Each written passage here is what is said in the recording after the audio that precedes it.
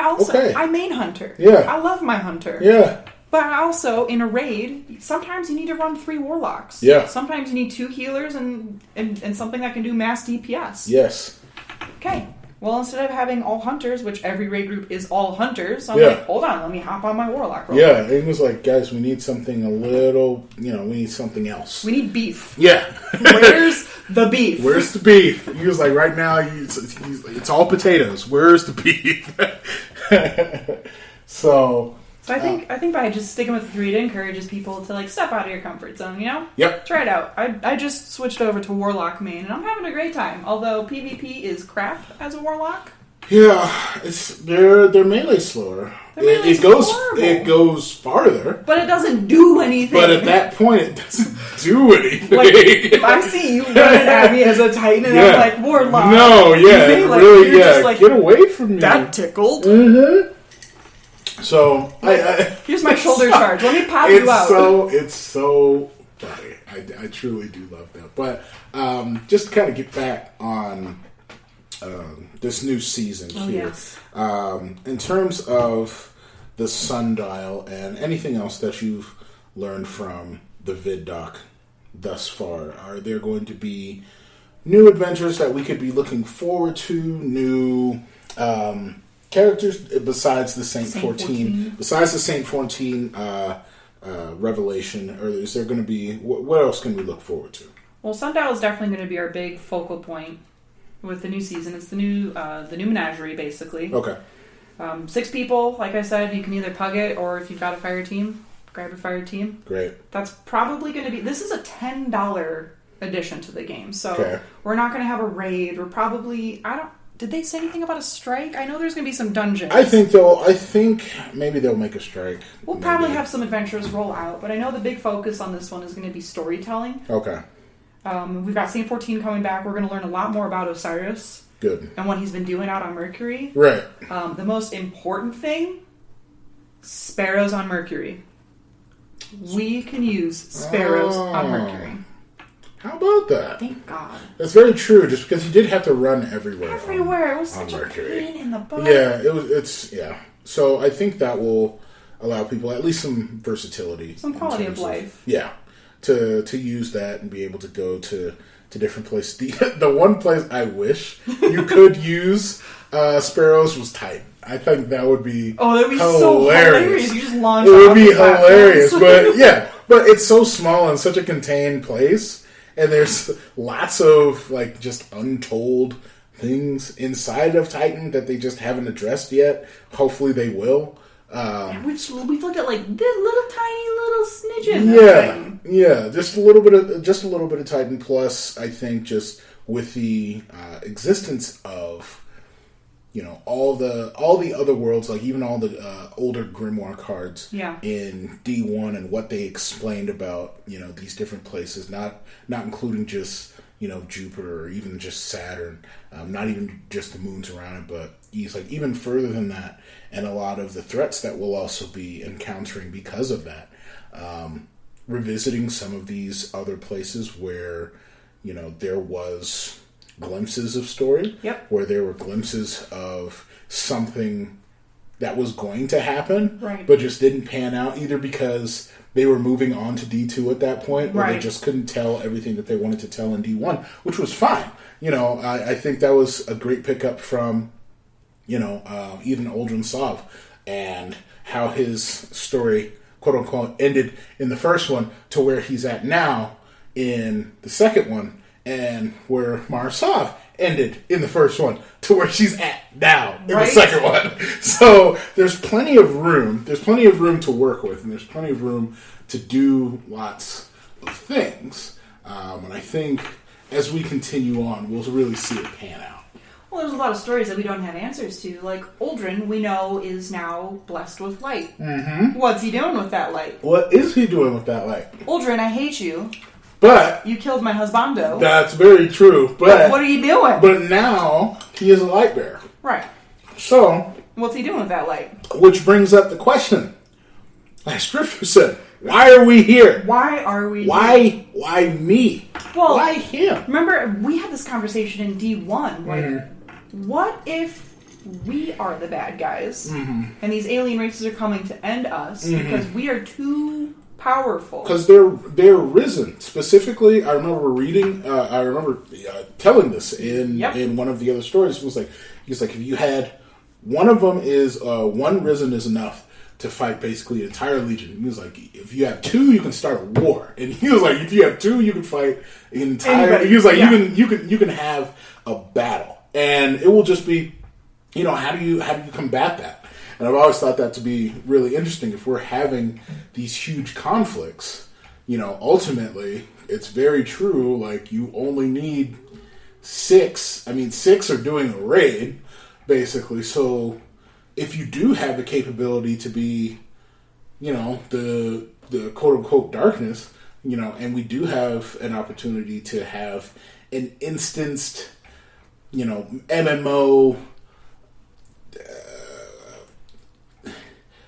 playability of just being able to go into other people's games and, invade them and, either take mats or take whatever it would be, the currency or the smoking gun, whatever that would be, like, but you have these people that you don't either feel deserve the light. Right.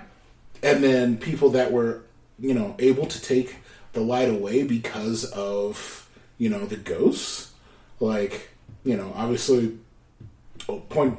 case in point, Ultrasoft shot Cade's ghost, which at that point, destroyed his light that he currently had, and then, he was able to finish the job. So, at that point, which also explains, like, how do we get Saint 14 back? And I'm sure that it will be explained in this new season.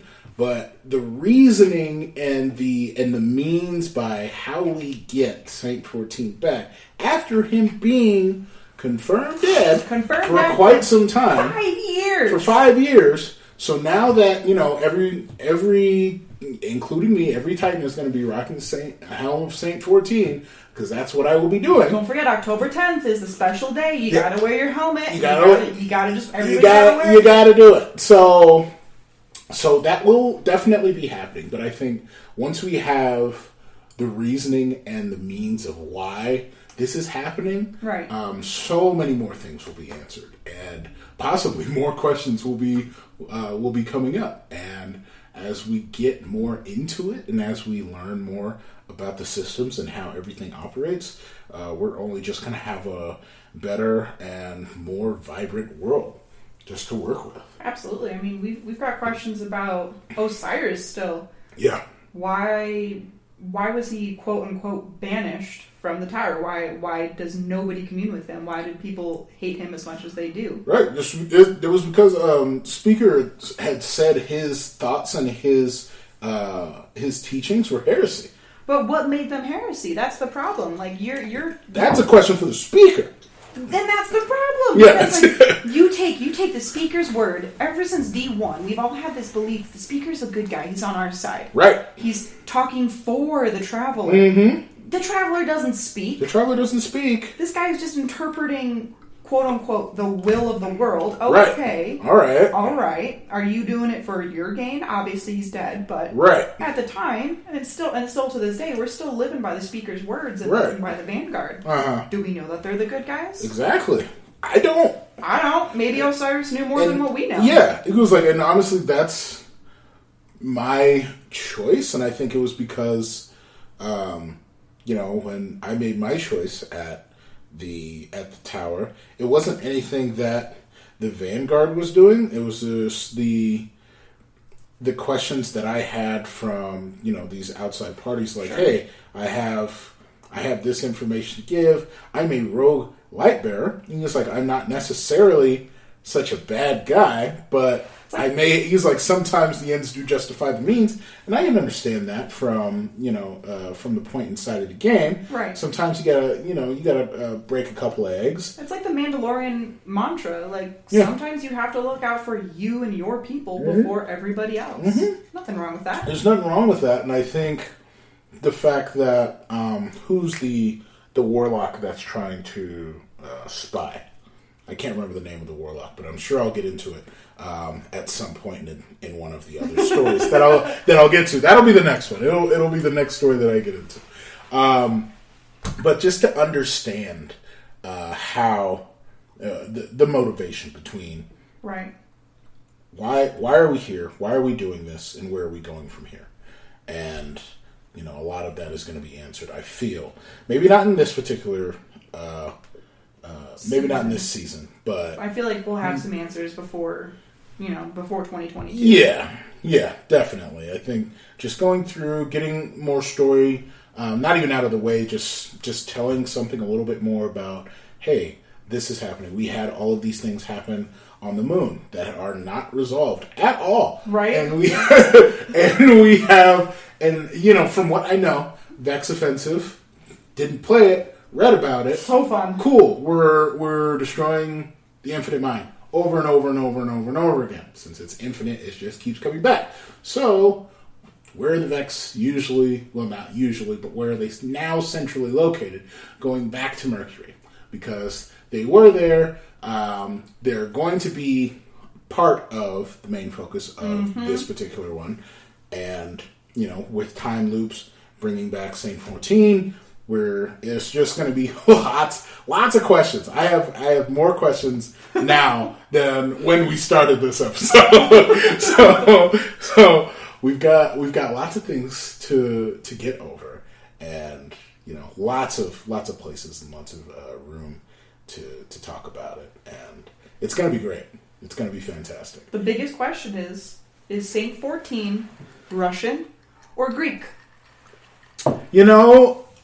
I think just in the context of the game and where we usually are, I'm going to say he's Russian. I'm going Greek. Okay, we'll see, and then we'll just see. I don't know. We'll see. Well, because if you think all Destiny lore, Cosmodrome, everything's Russia. Everything's Russian. Yep. But he's got XIV Roman numerals. And his accent, it kind of does sound a little Russian, but it does sound a little Greek too. Maybe we'll just have to explore that. Maybe he'll say something in possibly just the little sound bites that he says whenever we're just in his vicinity. Maybe it'll be unveiled in a story piece or in a cutscene, because we are also supposed to be getting that upgrade to their changes to the solar subclass as well, and. Maybe, for what I know, Saint he's the Titan. He was the Titan to go after. So if we are going to have some changes to the solar, I'm all for it. I didn't find a whole bunch of issues currently with how the solar builds are played, but possibly the only addition that I could have seen was to bring back res for warlocks. But that got nixed so quickly by the community. Yeah. Did it? Oh god. Did they not want to play back with res? Nope. No? It was too broken.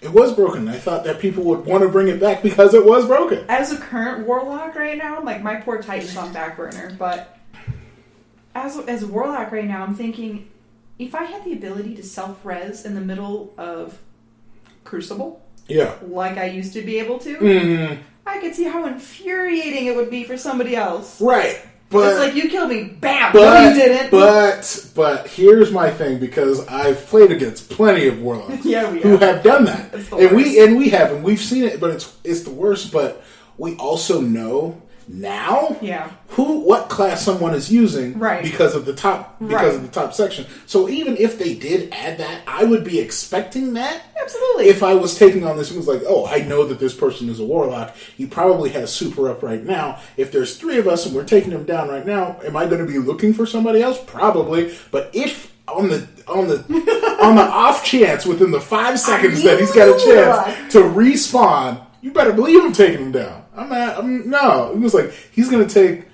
a second to pop back up, and then he's got to look at one of us. Right. But it's not like he gets really any other abilities other than an overshield and a little bit more damage. But with a Titan, you just shoulder charge him. Yeah, you just shoulder charge him. Oh man, that was the cheese back in Do you remember Crucible. that in D1? I would do nothing but shoulder charge.